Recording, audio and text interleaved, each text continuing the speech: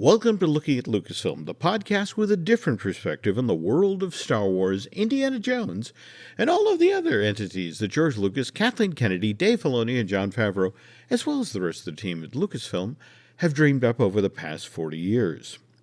I'm entertainment writer Jim Hill, and my co-host Brian Gaughan and I are recording this on Wednesday, December 7th, 2022. And Brian, only 17 more shopping days till Christmas. So you're in the process of sort of gathering the family together for the holidays, right? Oh, yeah. Yeah, I just picked up Devin at the Burbank airport. He came in, he had his 8 a.m., he had his last final, and then then Brianna is having, she had her last final this evening, and then I'm going to pick her up in the morning, and then we'll all be together. And there's a lot of things we're gonna watch. I'm gonna have them. I'm gonna try. I've already seen it twice, but I'm gonna try to force them all to see Wednesday again. Because I am so fascinated with Jenna Ortega and what Tim Burton did with a TV show that I really love it, and I really like to see it again. I've heard great things about it, and I'm trying to find the time to watch it. My problem is this past weekend, Len and I were down, of course, at Orlando for the Gingerbread Challenge event that Touring Plans was running with Storybook Destinations. Lovely time, met a lot of very nice folks. Yeah, are we going to hear a lot about it on the next Disney Dish? I mean, I want to hear how it went. We'll see. We actually recorded a show live. We did a podcast there over folks while they were having breakfast, and this is the history of the March of the Tin Soldiers in the Disney theme park. Finally we get to hear this. Yeah. But the very next day, Len and I went into the parks. We recorded a walk around of the kingdom, and we also did Disney Hollywood Studios. And, of course, while I was there, I made a point of ducking into the market at Black Spire Outpost just to see if they were, in fact, selling Life Day merch, because you remember on the last show we talked at length. And by the way, I want to show you, I put my money where my mouth is, and see this lovely item. Let me got it. Okay, do my Vanna here. Yes, I am holding in my hand here, folks, the Starbucks, official Starbucks Life Day mug that has Chewbacca in his red Life Day robe holding his Life Day orb, and behind him is the Millennium Falcon parked at Black Spire Outpost. And again, a little Life Day logo on the bottom. And this has become my favorite mug, not because of the Star Wars Association or the Lucasfilm Association. It has become my favorite mug because it holds 2 full cups there you go. of coffee. I have to say I have retired my beloved Tim Horton mug. Well, I bought my Christmas gift for myself. Have you seen that yet? No! Wow! Is that the Christmas Boba Fett? What am I looking at? Well, it's a Christmas Mandalorian. Is it really? Yeah, and he's got a I don't know what this there's this like snow bunny up on top, but it's called the Mandalorian Warrior. Wow! And can you see that? That's a lot of primary colors. Wow. Oh, I was very happy to get this, and it was funny because I got this on my anniversary, which was November 5th, and we were walking through Target, and I'm going, I got to come back and get this, because I was with Liana, and she said to me, well, I got an anniversary gift now, and she gets in her purse and pulls out 2 $100 bills. Oh. So I got that, and hold on, let me show you the other thing. Okay. I picked up Lola. Oh, look at that. So I was very excited as I bought these things, and I was walking out of Target. I was holding my Star Wars swag and then holding my hand up, like my dad was holding my hand or something as I'm walking out. And Liana thought it was very funny, and it just embarrassed my kids. So, got a double shot right there.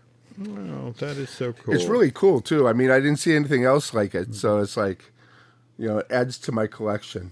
I have to admit, I shopped for other folks at Walt Disney World. I did not shop for myself. I sometimes have trouble doing that. But my friend Angela and I did make time to head over to Jock Lindsay's Hangar Bar. Oh, you made it over there. Okay. And for the first time ever, managed to actually get to sit inside the restaurant. Whenever I've gone to this Indiana Jones themed bar previously, I've always ended up outside. And don't get me wrong, it's a lovely view of Lake Buena Vista, but it's inside the bar where they have all, 'cause it's you the know, theme. the diving bell and all that sort of thing. But anyway, we got in there and the place was done up with holiday decorations. They had a separate beverage menu for this year. In fact, the menu, oh yes, that may your holiday be heavy on cheer and light on blow darts. But had a couple of adult beverages in there and genuinely enjoyed it. It was a fun time. They do a nice job. And while we're touching on the theme parks, it's worth noting that the Grogu in the Mandalorian, Oh, yeah. What's that- happened? Have they been there yet?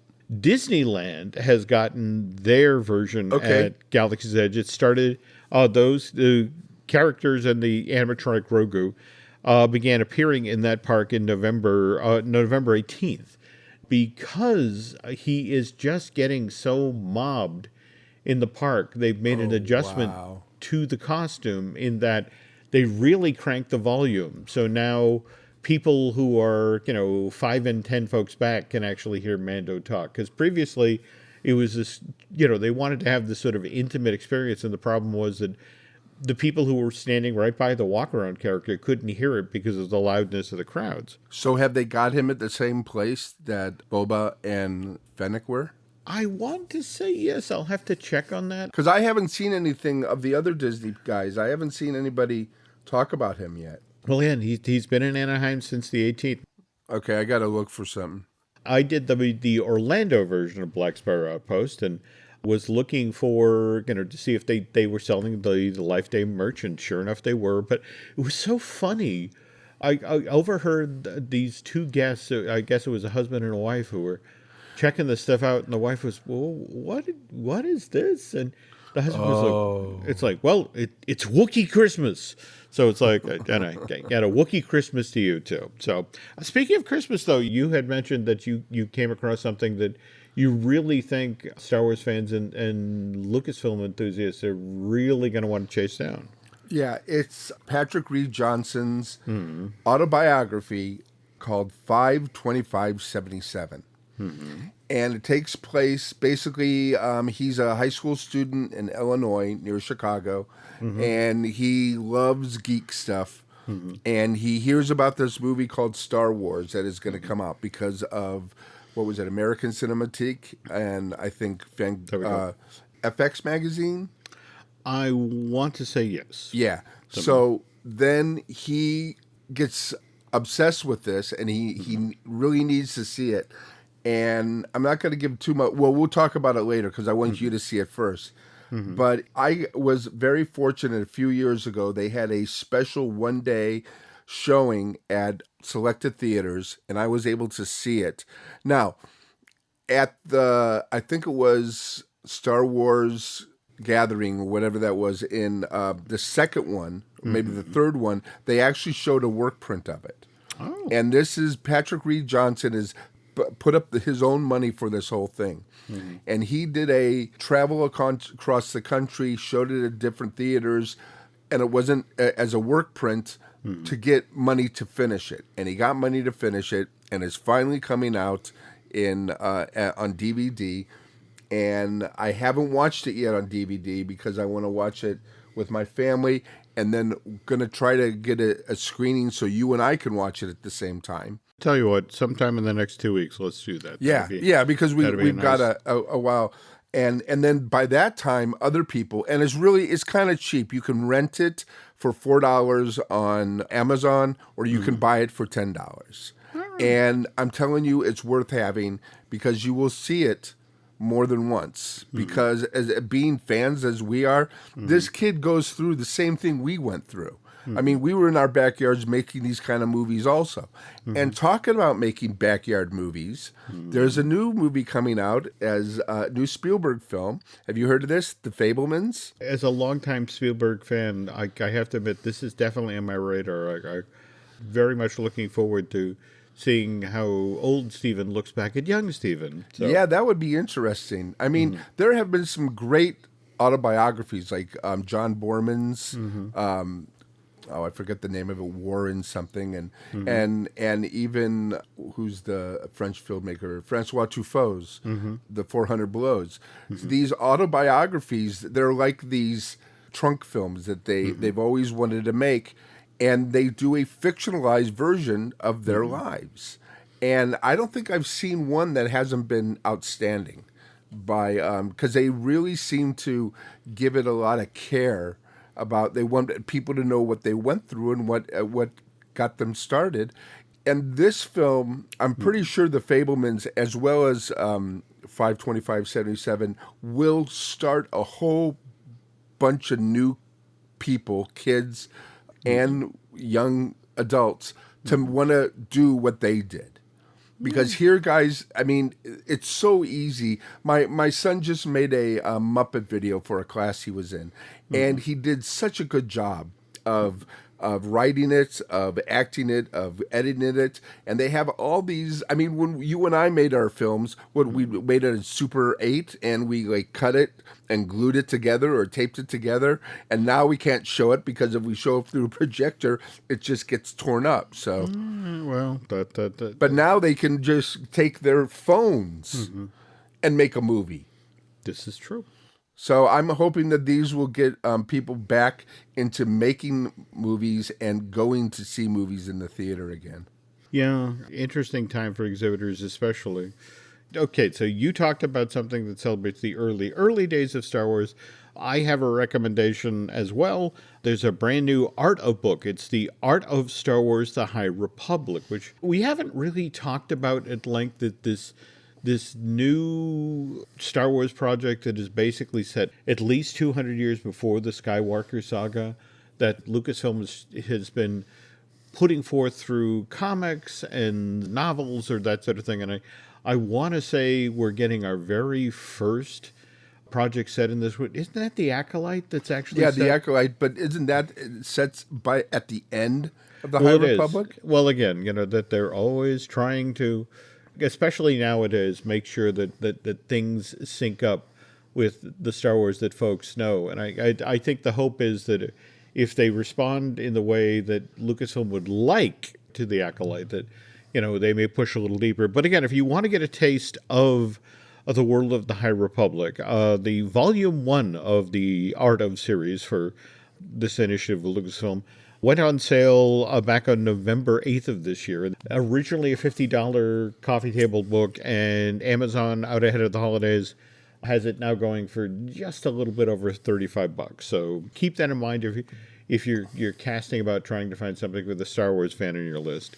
Is it comic books, or do they do artwork, presentation artwork for the High Republic? Or well, what's intriguing about the book is you see them trying to get their arms around of the look of the world, how the characters dress, what the Star Wars universe was like 200 to 500 years ago. So so they're giving us a little. They're trying to prime us for things that are going to be coming in the future. In theory. Anyway, lots to talk about this week, but before we get started here, of course, we want to remind you that this episode of Looking at Lucasfilm is brought to you by Storybook Destinations, trusted travel partner of the Jim Hill Media Podcast Network. For a worry-free travel experience every time, please book online at StorybookDestinations.com. For me, the big news for the past week was we finally got to see the Indiana Jones trailer that was actually shown back on September 11th at the D23 Expo. And more to the point, we finally have a name of this film, The Dial of Destiny. First and foremost, Indiana Jones and The Dial of Destiny is going to arrive in theaters next year on June 30th. Raiders of the Lost Ark arrived in theaters on June 12th, 1981. So there are 42 years between the first film in this Wow. franchise and the fifth installment. Now, the indie films kind of bounce around in time. Like, for example, Temple of Doom is actually the earliest indie story. It's set in 1935, where Raiders is 36, Last Crusade is 38, and Crystal Skull is 1957. Dial of Destiny appears to primarily be set in 1969. And the reason we know this is if you look at the trailer, there's an action scene in the film that's actually set during the ticker tape parade that was done in New York City in August of 1969 for the Apollo 11 crew. But they actually show scenes that are set back in 42, 43. So the story of this film stretches out over a quarter of a century. How familiar are you with Operation Paperclip? Wasn't that the UFO thing, or was... Close. Operation Paperclip was something that the U.S. government did. Actually, the OSS, which eventually became the CIA, what they did is they made a determination at the very end of the war in 45. They found more than 1,600 German scientists, engineers, that's right, and technicians who they then brought over to the States and put to work. A lot of the guys who worked on the V2 program wound up working on the Apollo program.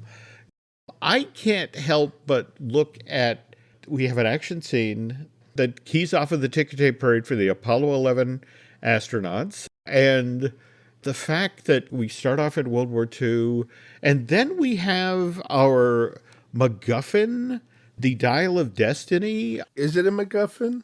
Because the other movies, if you was the Lost Ark, was that really a MacGuffin though? They chased it for a lot of the film, but we got what it was. I mean, it was explained. I mean, the Crystal Skull was explained. The Temple of Doom was explained. So what if? I mean, this is a weird title too, because it doesn't kind of fit in the other worlds. But what does a dial do? Anthony Breznican over at Vanity Fair, he's proposing that if you look at the thing in the trailer, he believes it's an Antikythera mechanism, which was as he describes in an article recently published in Vanity Fair, an unusual array of bronze discs and gears that were recovered from an ancient Greek shipwreck off the coast in 1901. It was on the seafloor for thousands of years before that, and it dated back to the Hellenistic period between 323 BC and 31 BC. The Antikythera mechanism was supposed to be the world's first computer and would allow you to keep track of the sun, moon, planets, and keeping track of lunar and solar eclipse. So think about this. You have Nazis now working for NASA. It's actually in the last indie film that we saw, Kingdom of the Crystal Skull. The Russians. But the thing is, during that interrogation scene, Indy actually talks about, in fact, there's this great quote. When I was in the OSS, we did 20 or 30 missions together in Europe and the Pacific. So the thing is, Indy worked with the OSS, which became the CIA. So if anybody's going to be familiar with Operation Paperclip, you're right. It's going to be Indy. And we have Crystal Skull happens in 57. This film seems to be primarily set 12 years later in 69. And we have an Indiana Jones who's basically, in fact, there's that wonderful narration of Sala at the beginning, to the effect of, I miss the desert, I miss the sea, I miss waking up every morning, wondering what wonderful adventure the new day will bring us. And Indy, if you look behind Indy when he says this in the trailer, that's a New York cab behind him. So he's now teaching in the city, and he tells Sala, those days have come and gone. This is a guy who's no longer in the field, he's just teaching.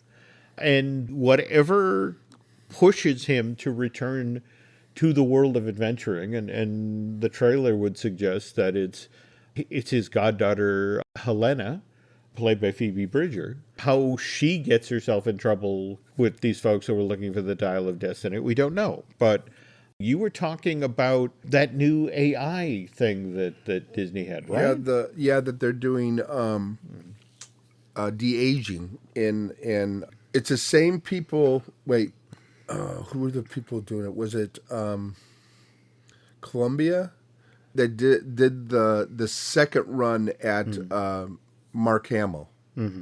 And I think they made the new de-aging, and it's supposed to be taking off 40 years off of Harrison Ford. Yeah, and if you Isn't look that at what they said? If you look at that shot in the middle of the trailer where they pull a hood off of Harrison, there he is.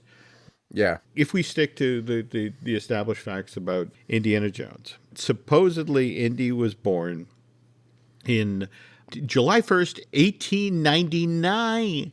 And so again, if we go with the ticker tape parade, which happened again August of 69, this Indiana Jones in this film is 70 years old. Now, mind you, the actual, really for real Harrison Ford is 80. I wonder, because they did the de-aging scene for the scene set during World War II, which are supposedly 25 years earlier. So, but you got to wonder, did they also use a light smattering of this to drop Harrison's age from 80 to 70? Also, I've been watching, and we'll talk about this later on, Willow. And there are scenes where they do flashbacks with Joanna Whaley, and like 30 years before that it takes place. And then they show her, at present time, and she's older and she's got wrinkles. But then in the flashbacks, she's like she was in the original movie. And I don't know whether is that what she looks like now and then they aged her, or if they de-aged her. So I got to look into some of that. And speaking of which, Kingdom of the Crystal Skull is nobody's favorite indie movie. Okay? Until the end. I love it until the end. Well, I do, yeah, but just him snatching the hat away from Mutt isn't enough to redeem the 2 hours that came before that. But there is one genuinely lovely scene in it. It's Indy in his house. He's packing to leave. And his friend and was boss, but has since resigned from the university, Dean Charles Startham, Jim Broadbent's character, is there. And, they're sharing an adult beverage while Indy packs. And Indy looks at the photos on his desk of, his dad and Marcus. And Indy starts off with, brutal couple of years on Charlie, first dad, then Marcus. And this line, especially now that I am the tender age of 62, definitely resonates. We seem to have reached the age where life stops giving us things and starts taking them away. And that was in that film. What's Indy like in this film, where he's no longer, again, he's literally tells Sala those days have come and gone. But ironically enough, it's that his goddaughter, Helena, is in danger that sends him back to the field. And I think it's my pal Ken Plume pointed out that what he loves about this trailer is it's the old Indy. It's the Indy who does things badly until they finally work. Yeah. That lovely scene toward the end of the trailer where he's in the room full of bad guys and he cracks his whip and momentarily knocks them back until everybody in the room pulls a gun on him, and his only way out is to drop to the floor, and that's how he survives. And that's the Indy I loved, and I'm so hoping that just to put a little minutia in there, Bill started working on the storyboards of the truck scene of when Indiana goes and grabs a truck and grabs the people and beats them up and stuff. He had another thing that he had to leave, so he told them about another person that was in his studio that could do it, and that person was Dave Stevens. No, Yes, Rocketeer Dave Stevens. So Dave Stevens, if you look at the, and you can find him anywhere, of the truck chase where Indiana jumps on the truck and tries to get the ark back, that was done by, the first couple were done by Bill, and then the rest was done by Dave Stevens. So that's a nice little minutia trivia to know. Oh, what a great story! Holy cow! Now this is my idea, and it could be totally wrong, but it's just like when I was driving home today, I asked Devin, I go, what does a dial do? And he says, time. Is it possible in any way that there could be time travel? I don't know. I mean, I love your theory. I love yours because it makes sense to what George wanted to do in all of them, to bring these mystical things to people. And time travel, I mean, how many times has time travel been done? But still. We're going to have to wait to June to And find are out. we all forgetting the young Indiana Jones Chronicles? Well, I love those things. And there were some great writers and directors on those things. absolutely. And the stories were amazing when he goes to Ireland and he's there for the Troubles. When he's at Versailles for the signing of the Treaty of Versailles, and how the Vietnam War starts because they wouldn't listen to the Vietnamese congregation that comes in. I mean, some of that stuff was outstanding. No. It was well written. It was well researched. And remember, Indiana was a 90-year-old guy that was hanging out in museums and harassing people. He was, and he was also an 8-year-old boy, and I want to say a 16-year-old boy, and there was the one episode where he was a 50-year-old playing a saxophone or a trumpet or something. There we go. The Young Indiana Jones Chronicles could be, a show in and of itself for us. In fact, obviously, with the march up to now, I've Indiana heard that Jones, they're thinking about doing a TV Indiana Jones series. Have you heard of anything of this? This is a new Lucasfilm that has learned that there is great value in doing limited series. I will tell you this much. What I have heard about this limited series is that it's Indy may be in it, but this is mostly the story of Abner Ravenwood, Marion's dad. Oh, okay. All right, and sort of the man who taught Indiana Jones how to be Indiana Jones. So will we get like a teenage Indiana Jones? I mean, supposedly a script has been written, a Bible has been prepped as to where the show could go from this point.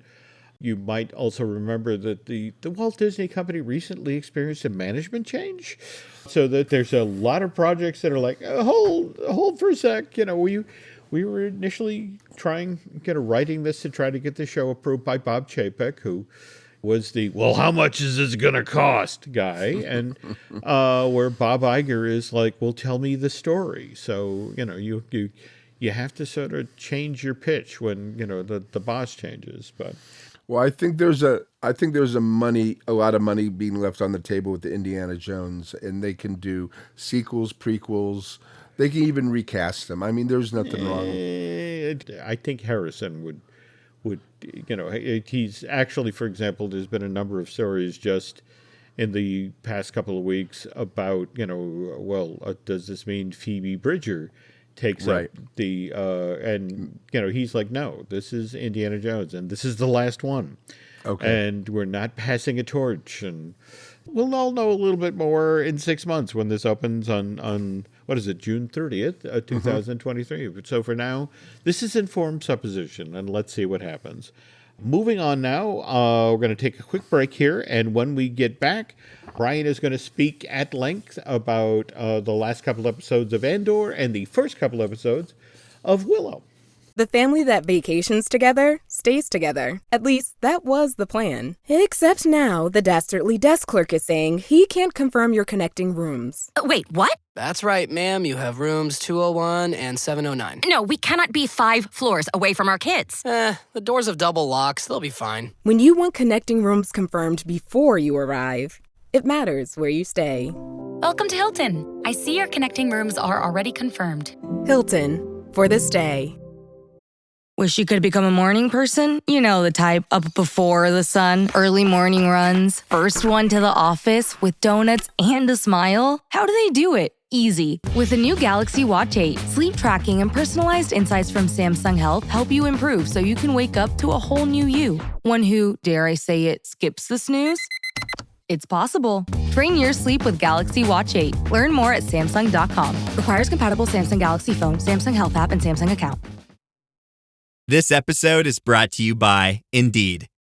When your computer breaks, you don't wait for it to magically start working again. You fix the problem. So why wait to hire the people your company desperately needs? Use Indeed's sponsored jobs to hire top talent fast. And even better, you only pay for results. There's no need to wait. Speed up your hiring with a $75 sponsored job credit at Indeed.com/podcast. Terms and conditions apply. Just this past week on Twitter, an image popped up of the cast and crew screening of the season 2 premiere of The Bad Batch. Evidently, they got to see it before handing it off to Disney Plus. And hadn't we heard, was it February? When is Bad Batch supposedly? Yeah, isn't it February 1st? Isn't that where we heard? A trailer actually dropped today, and my problem is, of course, that I was writing the show, not watching the show. But yeah, we'll check that out. The Further Adventures of Clone Force 99. January 4th, 2023. Life is good. Okay, something to enjoy after the holidays. So that's not far. That's not far away at all. Oh my gosh, it's only a couple weeks. So, all right, so that's coming up on the 4th, but we just had Andor finish 12 episodes, right? Yeah, and the way they just zoomed through, it didn't seem like there was 12 episodes, mainly because each arc was its own movie and its own theme. And basically, the only thing that was really the same about each arc was that Cassian Andor was in it. But the last two wrapped it up and it left it wide open for the next season. And it did a great job of doing that. The first Andor 11, the 11th episode, which was called The Daughter of Ferrix, which of course was Marva. Basically, after all the rest happened, all the previous, the pieces were being put back on the board, basically. And you saw everybody in their area, but you knew where they were going. As soon as you found out that Marva died, and she died in a very, she went out with a whimper, not a bang, that you knew that everybody was going to be heading towards Ferrix, because for some reason they all felt that Cassian was going to go back there, and they all want Cassian Andor. They meaning the Empire, which is Daedra. Cyril wanted what's a piece of him, as well as Luthien and Cinta and Kel. So they were all there waiting for him, because they all, well, of course, Deidre wants him alive because he's going to tell her who they call Axis, who we know as Luthen. And the other three just want him dead. So that was 11. That was episode 11. So you knew everything like this was happening. And then you followed Mon Mothma and her daughter. That adds a little twist to what was going on. Her daughter is actually taking up the old ways of the Shirindu. You know what? Star Wars is like learning a new language. That it is. And That it is. I get things mixed up, and I apologize to everybody who's sitting there yelling at the podcast. But she wants to go with the old ways, and the old ways is an arranged marriage. So we actually see the boy that she's going to be betrothed to, supposedly, and the daughter seems happy about it. So that's something that's going to have to take place in the next season. And the next season's going to be set up a little bit differently than this season was. So everybody's getting ready. So then you have the last arc, which is, of course, it's called Rick's Road. And Rick's Road is actually the road where the funeral of Marva's going to take place. Now, at the beginning of the show, where they show the Andor logo and you hear the Andor music, it is just a brass band version of it. And when you're listening to it, you're going, wait a minute, this is not what I've been hearing in the other episodes. Well, there's a reason for that. Because when they have the funeral procession and they go down Rick's Road, they have two bands that meet together. One is playing brass instruments and the other are playing flutes. And these are like the daughter of Ferrix and all the people who live on Ferrix. And they're actually playing the Andor theme, which is the theme of Ferrix. So it's neat how they take this music. And then I read something that Tony Gilroy was working 6 months before they were even filming on the music, so he could get this one scene. And he didn't want it to be actors. He wanted to be people really playing the instrument. So none of the actors are faking it. They are playing the instruments. And you follow them, and everybody's there. Everybody's waiting for Andor, who really never shows up. But then there is possibly one of the greatest performances by any kind of actress is Fiona. Carol. Yeah, what she does is they bring up B2, and he and Marva has this hologram, and she basically wraps up 12 episodes in about 3 minutes. And she says they pretended they didn't care, but now they care. We have to do something. I'm paraphrasing. I'm using my own language, but we have to fight them. We have to fight the Empire. And then a bomb is thrown, and more explosions go off, and all hell breaks loose, and there is a slaughter. But it's on both sides. Deidre gets knocked down, and she's gone. You know that she's going to be torn apart. And all of a sudden, this revolutionary, you see this guy grab her gun and takes her and goes, comes with me, brings her into a closet, and it's Cyril. He rescues her. And I've never seen a better performance of somebody so friggin' scared than what the actress who plays Deidre did. She's shaking. She has horror on her face as well as almost love, because here's a man who she didn't want anything to do with, and he saves her life.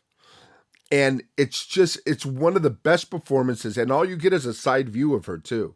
You don't, and she's just, or even the back view, and she's just shaking. And it was just an amazing, and I don't know what's going to happen to the two of them, but it could go anywhere. I mean, Cyril could be, standing up for the Empire. He could turn the other way, same as her. I mean, because basically the Empire threw her to the dogs. So we'll see what happens. Or no? I think Tony Gilroy is a classic constructionist. In fact, that we had to watch Cassian, who, when we met him, he was a guy looking for his sister. And we'll see, I'm pretty sure we'll see that storyline continue to play out in season 2, but also a guy who was willing to cut corners, who put himself first, that sort of thing. And let's remember how this ends. Luthen and the other two that he'd left here in town with the notion of, when he comes back, kill him.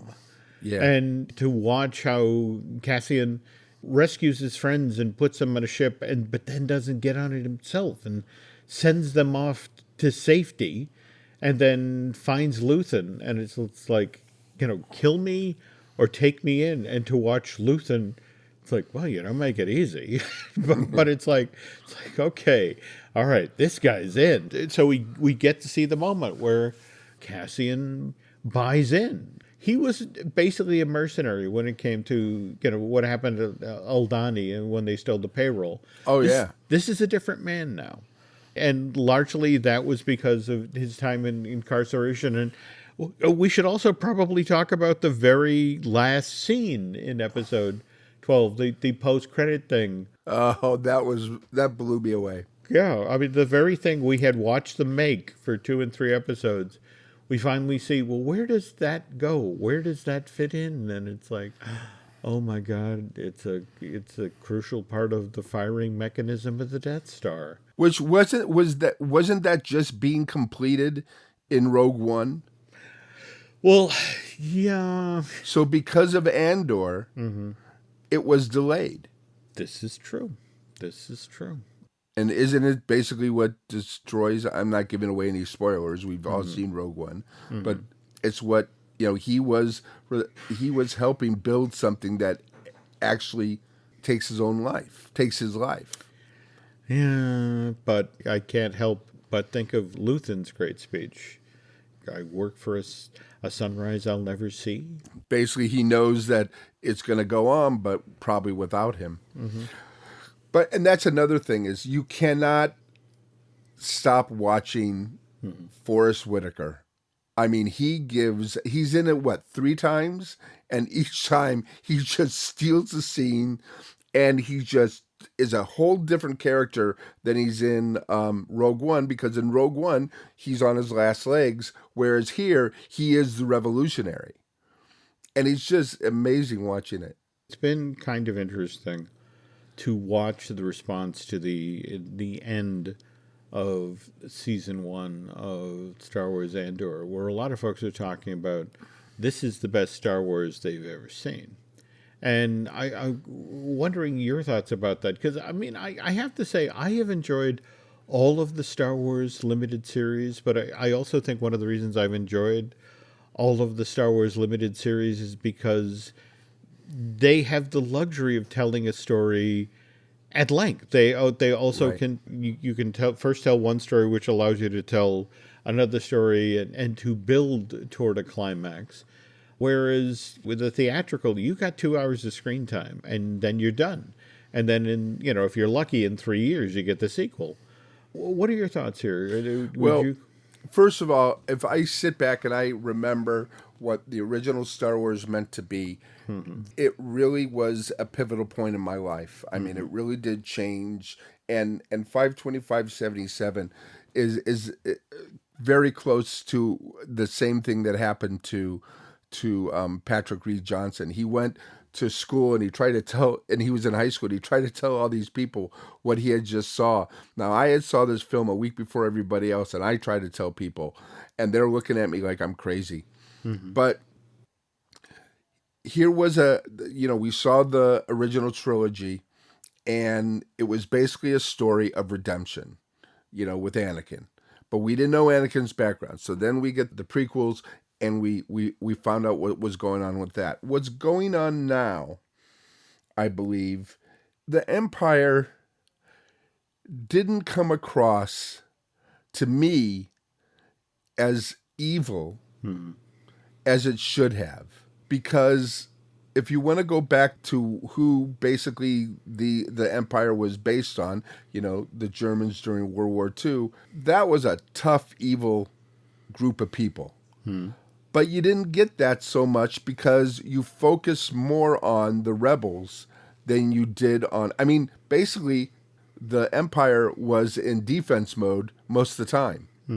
And finally, they were destroyed, but then they come back again. I don't know how that happened. But anyway, this is showing us everything. I mean, there, like I said before, there isn't a laugh in Andor at all. And yet it shows the evolution of almost every revolution ever. How it started. You know, how the bad guys come in and they go a little bit too far, and instead of making the people, you know, part of the group, they make them the enemy. And that's what happened in this is a brilliant series that goes back to the brilliant movies made in the past of how a revolution begins, how something can start from, and they're saying it too, it's all these little pockets.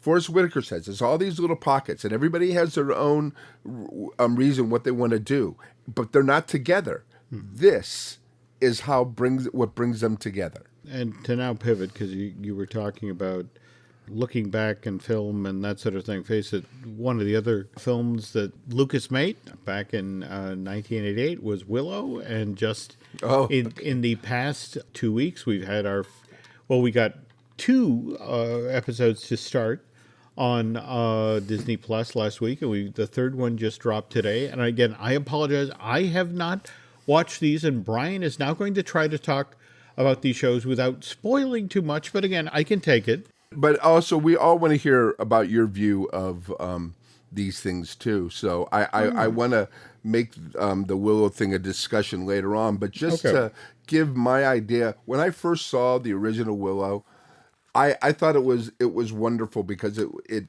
gave that fictional period of far away, long time ago, and kind of gave it a family film type of view. And, you know, there's a lot of magic in it, a lot of funny stuff in it. Val Kilmer and Joanne Whaley are just wonderful in the whole thing, as well as the crone. Who is she played by? I forget right now. March, I think. Joan March or something like that. Anyway, again, people are going to be mad at me.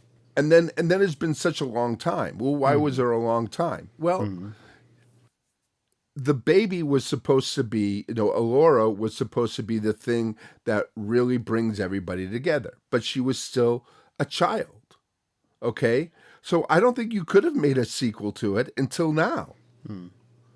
And what they're doing, though, instead of giving us a 2-hour, you know, good versus evil, they're giving us what is it going to be, 8 hours of, 8 hours of basically a build-up and resolution.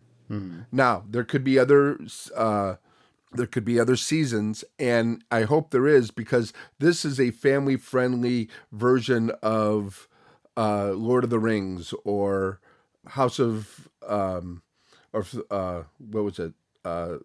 Thorn House of Dragons, it's being called now. But Game of Thrones, it can bring in the family because you don't have the R-rated stuff that this has. I can't remember a show like this that didn't bring in, I mean, maybe like an Excalibur or something like that was kind of family-like, but this really does a whole different take on that type of medieval Renaissance fair type of thing. And the casting is outstanding. It really is. And all these shows, I mean, they really go out of their way to do an amazing casting. And I'm not talking about, we have to have, you know, diversity or something. No, they got the best people for this. One of the people in it, Erin Kellyman, do you remember her? Would that be from... So she's in Solo. And she's also in Falcon and Winter Soldier. There we go. Yes. And she basically played the same character in Solo and Winter Soldier. I mean, just a person that was basically an outsider. Well, she doesn't play an outsider in this one. She's amazing in this one. Okay. And her character's different, but they give her more range. And she's just outstanding. And then... remember the guy who played Flash in the Spider-Man movies? Oh, yeah. Tony Rivoli, Rivoli, I think his name is. He's amazing too, because he's the comic relief. He's a prince that's not giving anything away, but he knows a lot because he's a nerd, and he's a geek, and he's the comic relief, but he competes with Warwick Davis's Willow for the comic relief. And when he says something, or he, mentions something that is Willow because he's the wizard, he kind of like, hey, that's my job. That's not your job. And it's really funny, like these two people who are totally different are sharing almost the same traits. And it's very funny, and it's done very well. And then there's an actor, Amar Shadra Patel, and he plays a character called Borman. And right now he is the Val Kilmer character. And they mentioned Val Kilmer because he is one of the young women's father. And Borman was there at the end. And the one girl or the one woman, she needs to find out what happened to her father. So that's a neat thing. But like I said, only the three first episodes. It changes later on. We only see Joanne Whaley in a couple of them. She's in the first two. And also in the first episode is Warwick Davis's daughter Annabelle. I have heard about this, yeah. Oh, she is phenomenal. Of course, she was in the original one as his daughter, and she is amazing as an actress. She really is. They give her a really great part, and she's his conscience. She's basically, she keeps her father on the right and the right and narrow. Yeah. And it really is to watch her. She's going to be only in the first and the last episode, and just to watch her is I was cheering through the whole thing because she gives so much to the story as well as everything else. Now I don't know about Christian. Supposedly they have him in one episode. You're talking Christian Slater. Christian Slater, yeah, I'm sorry, Christian Slater, and I guess the one episode he's going to be in is. He's supposed to be in episode 6. Okay. So we'll see that. But the story, the first episode is basically, okay, let's use the chess pieces again, setting up everybody, okay? Then it goes balls out, if I can say that. It just goes forward fast. And the second and the third episode you got to catch your breath. So things happen. I have to see them twice because there's so much happening at once that you need to watch it with subtitles. Okay. To get the whole idea of what's going. But I'm really enjoying it immensely because I think that Lucasfilm and Kathleen Kennedy are doing exactly what they should be doing. What's kind of intriguing about Willow is that this project came to life at a really difficult time at Lucasfilm. It was in the middle of production of Solo, a Star Wars story. And remember, that they, Phil Lord and Chris Miller were taken off of that project, and Ron Howard was brought in. And, Jonathan Kasdan was working with his dad. And where this got intriguing is when Ron Howard came in, Jonathan, who's been a fan of Willow forever. I mean, in fact, there's a wonderful piece on Vanity Fair that talks about this, that Jonathan was a fan and started talking with Ron about, I really love that film and I wish we could return to that world. And of course, Warwick Davis actually had a role in Solo, and Jonathan was talking about how genuinely shook he was that, it's like, I get to meet Warwick Davis. I mean, the guy who played the title character in Willow. And, he approached him on the set and they said, okay, all right, you're the son of Lawrence Kasdan and, so you're a Star Wars fan. Yeah. But he starts talking about Willow and it's like, I think there's more meat on the bone. And to watch Warwick, it's like, I have been waiting. And remember, this film came out in 1988. Warwick had been waiting for 30 plus years for someone to say this, but at the same time, and also to have Ron Howard on the set to tell the stories about, we had other ideas we wanted to explore, and it took a lot of selling to get Lucasfilm excited about doing a Willow project, because face it, they looked at it as George wanted to get another Star Wars up out of the ground, but this wasn't embraced in the same way that Star Wars was, so it's a one and done.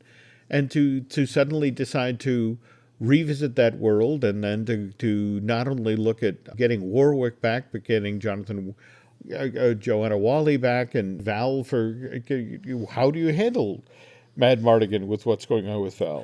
Well, they actually, because when this first was going to go forward, Val wasn't as bad shape as he is now. Mm-hmm. And he was all for it. And they had written a way for him to do what he needed to do. But this was in 2017, 2018. Yeah. And then, of course, COVID hit. Yeah. They had to hold it back. And unfortunately, we know what's going on with him now. Yeah. The original writer for this was, his name was Bob Dolman. Ah, there we go. And he's actually writing 2 episodes of this. He wrote the second episode. That's right. And he wrote the 6th or 7th episode. Mm-hmm. And he also worked with Ron on Far and Away. He wrote the screenplay for that film. So that tells you that, again, 36 years later, they're getting the band back together. Yeah. So, well, all right. They're bringing the old people too. Not old people, but the original people, and Ron Howard is executive producer of this, so he does have his fingers in it also. Okay, well, and he was at the announcement, wasn't he at the D23? Wasn't Ron there? Because I think he was at the Star Wars celebration. I think he came on. He may be, but again, I'm blanking that he was the D23 Expo. But yeah, it's worth watching. But also because it's a continued story, it may be. And I know Disney doesn't like to hear this, but I think that's what people are going to do with Andor. It may be worth watching as a binge. Tell you what, this weekend when Nancy and I are down in New Jersey, that in fact we drive down tomorrow so she can do Christmas Con. I, on the other hand, I'm SEAL Team 6. I take Nancy to the event, she rolls out of the convention center, and then hours later she calls me and says, come get me, and I collect her and get her back to the hotel room and fed and rested, and again, it's a 3-day long event. So does she have somebody to go with too, or several other friends are going, but I'm going to be back in the hotel room writing and working on stuff, but I will make the time to watch all of the Willows. And when Brian and I next get together, we will talk informatively and at length about what's been going on with Willow, the series. But in the meantime, Brian, if folks are looking for you on social media, where can they find you? On Twitter, as long as that's going to be up, at Geek with Children, CHILDRN. And I should be putting some like holiday stuff up, because there's a lot of neat thing in my neighborhood. There's a lot of Lucas lawns, basically. Okay. Well, so there's a lot of Star Wars out there. Okay. A lot of Baby Yoda in Santa outfits. So that should be fun to Okay. Well, take follow. some pictures and throw that up there. On the other hand, you can find me on Twitter and Instagram as Jim Hill Media, and over on Facebook as Jim Hill Media News. Also want to point out we have a couple other podcasts here. We, of course, have The Mothership, Disney Dish with Len Testa. We also have Fine Tuning, which I do with Drew Taylor. Likewise, Marvel Us Disney. I just recorded a brand new one of those with Aaron Adams earlier this evening. And this weekend, one of the things I'm doing when I'm holed up in that hotel is finaling the first episode of the revival of Universal Droid. So look for that to pop up online in the next week or so. And in the meantime, I'll tell you what, folks, if you could do Brian and I a favor, if you could head over to Apple Podcasts and rate and recommend looking at Lucasfilm. That would be very, very helpful. Thank you so much for listening, and we will be back soon.